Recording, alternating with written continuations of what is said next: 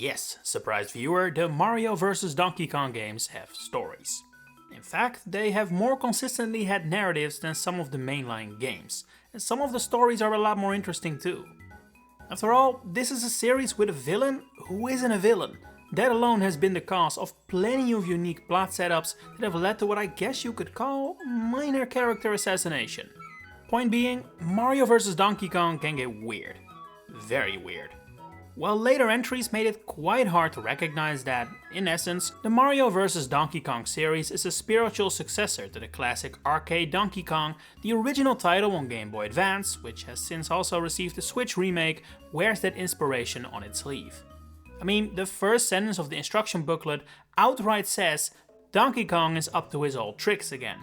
Right away it is established that Donkey Kong is back in a villainous role for the first time in forever, but that's definitely not as easy as it once was.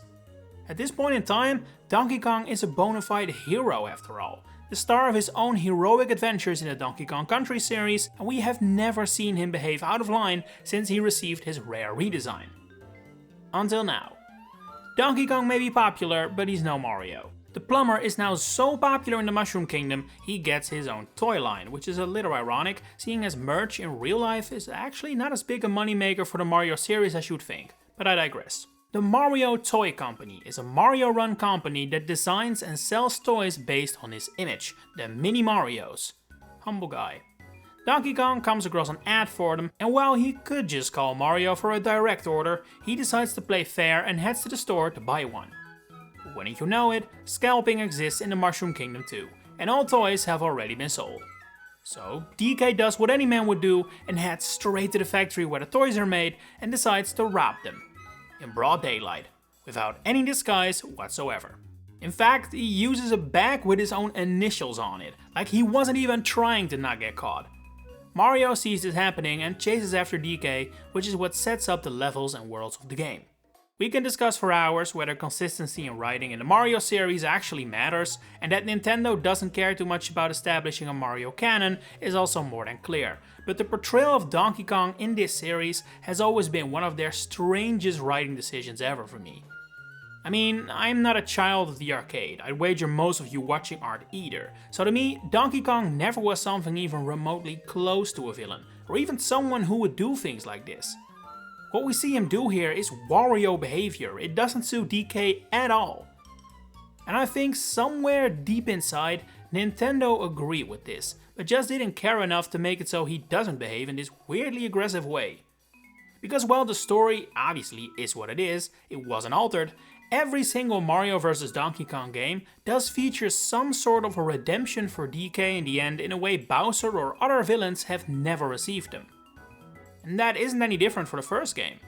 Eventually, when Mario is about to scold DK for his actions, our favorite ape shows remorse and embarrassment for what he's done, prompting Mario to give him a Mini Mario as a peace offering. Mind you, this is after DK has had several opportunities to apologize and turn himself in, has kidnapped several Toads, not just toys, and has even attacked Mario using a giant robot version of himself. But I guess when you're a video game star, you're not held accountable for your actions. And so, Donkey Kong is still a free man or monkey when the sequel rolls around March of the Minis. In fact, his crimes have been completely forgiven, as DK is now an official employee of the Mario Toy Company.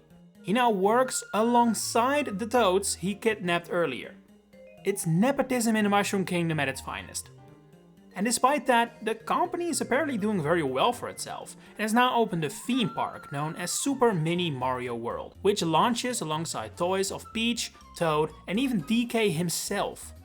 Pauline has been invited to formally open the park in what is her first appearance in a Mario game since the original Donkey Kong, introducing the design that she more or less still has as a brand new main cast member today.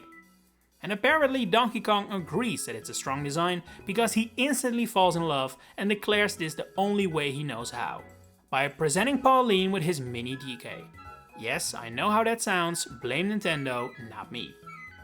But instead, Pauline prefers a mini Mario, which sends DK into an absolute rage and prompts him to kidnap the honored guest, taking her into the elevator onto the top of the building. Donkey Man, you're better than this. Lashing out at women because they reject your advances is not okay, it's highly problematic. And what about Candy Kong? You have a perfectly fine girlfriend at home, why the need to go through all this trouble? Well, I guess part of this is what happens if you never learn your behavior is wrong. Because when Mario has managed to climb his own building to stop his own employee from kidnapping his guest, what happens? DK looks a little apologetic, sure, but the true resolve comes when Pauline kisses a mini Donkey Kong toy to make him happy again. How have we come to the point that Donkey Kong is both the villain and the victim in all this? And it's not just once, this is the second time in 2 games that this has happened.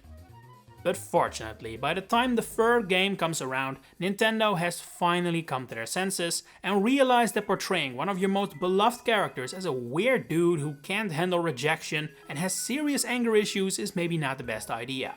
Although it does take a bit of time for that to show. Initially, Minnie's March Again starts in a remarkably similar way as its predecessor.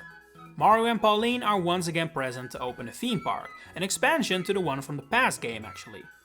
Donkey Kong would like to enter this park, indicating he may no longer be an employee of the company, but also has definitely not been handed the restraining order he might have deserved. When tickets are all sold out as it's DK's turn, he once again snaps and lashes it out on Pauline, who he kidnaps once again. But make no mistake, this time around DK's problematic behavior is warranted. Because, as you find out after completing every level and reaching the top spot, including a fake out where you think you're done, but then DK just kidnaps Pauline again, it is eventually revealed this was all a ploy. Pauline wanted to check whether the mini Marios that had been helping you this entire time would be up to the test of the many floors Mario would have to pass in order to get there.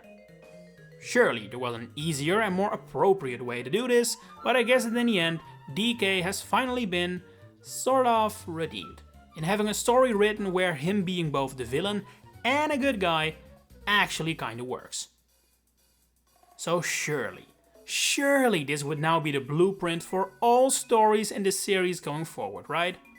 I mean, no one plays these puzzle games for the stories. You can just rehash this plot point as much as you like. Right? No.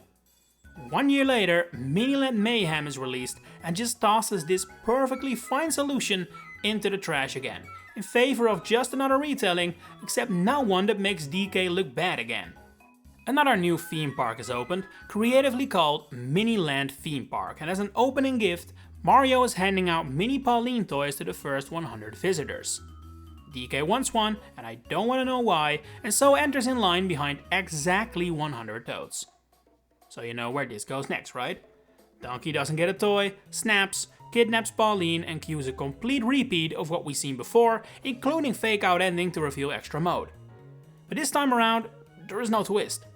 Donkey Kong really takes disappointment this badly. He doesn't return Pauline until Mario gives him a mini Pauline toy. Even for like a little kid, this would be bad and poor parenting, rewarding his tantrum and all, but this is a grown man we're talking about here.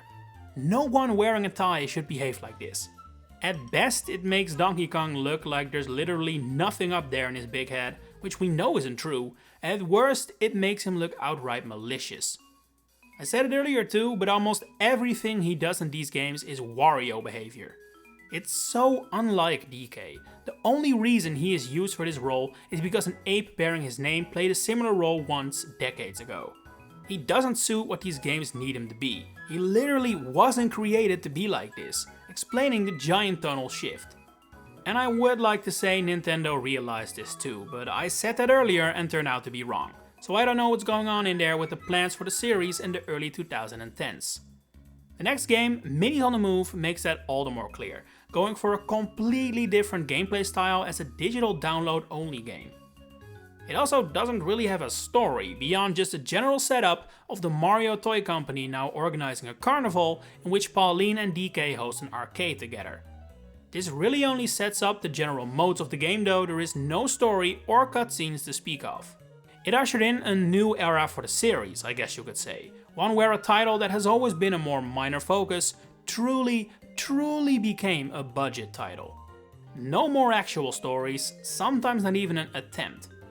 The final game to give us something, anything at all was Tipping Stars, which has by far the most bare-bones story the series has ever seen, but at least it still had a story. Here, DK kidnaps Pauline with no motivation given. But before you bring out your pitchforks, this one does again feature that praised twist from earlier, as it is eventually revealed that the villain is Ape, Pauline and a bunch of toads threw a surprise party for Mario. I guess that does mean the stories of the Mario vs Donkey Kong games, and on a rather unimpressive note, without much creativity or new elements to speak of, it does at least make DK look like the character he's supposed to be. Since Amiibo Challenge has zero story whatsoever, not even a minor setup like Minis on the Move had, he hasn't had his villainous role since, not counting the Switch remake of GBA Mario vs Donkey Kong, where I can understand they didn't alter the story. And should the series ever return with a brand new entry, which I'll be honest, I'm honestly not expecting, I do hope they remember who DK is supposed to be. He may not be a scholar or the literal embodiment of patience, but he's definitely not this malicious, ill-tempered and just a generally unlikable figure either. Just go for Mario vs Wario next time you want a story like that. Or hell, make it Mario vs Waluigi. Maybe that's the solution to give him his own series like people have asked for years. But hey, that's just my take. How do you feel about the portrayal of Donkey Kong in the Mario vs Donkey Kong games? And how do you see the future of the series? Share it in the comments below. If you enjoyed this video, please consider giving it a like and subscribe to the channel to stay updated on all my future Mario content coming up. For now, thanks for watching and enjoy the rest of your day.